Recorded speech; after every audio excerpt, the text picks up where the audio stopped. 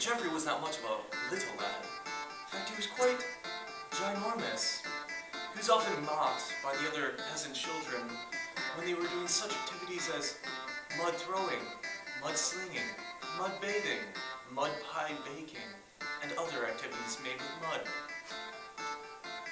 But that's not important, because Geoffrey realized that he was above this. He was going to go on a journey to the castle. So he left his hometown and journeyed out afar.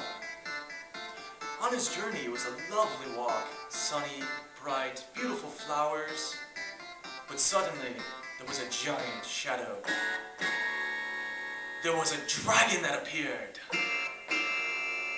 But luckily, it was the Gumdrop Dragon.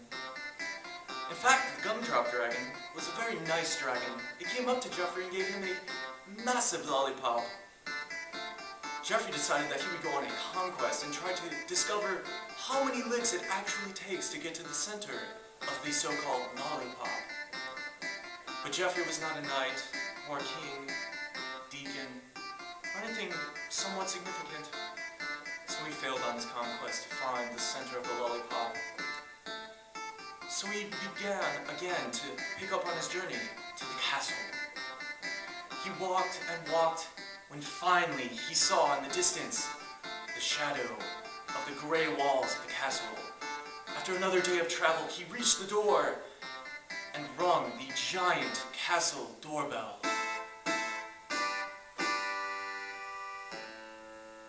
But no one appeared. So Geoffrey rang the bell again. And suddenly, a knight appeared. Actually, this was an ugly knight.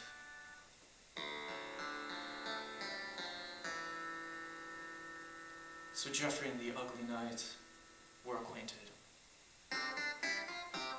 Thus they began to walk into the town square, central in the castle. This is where Geoffrey noticed a brilliantly built sword stuck in a slab of stone. Geoffrey said to himself, "I want it. I want it. I want it." So he made his way over to the sword and began to pull with all his might to remove it of the giant slab of stone.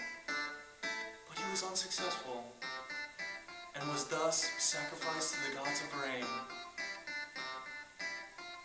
Poor Geoffrey. And that brings us to the end of this medieval tale.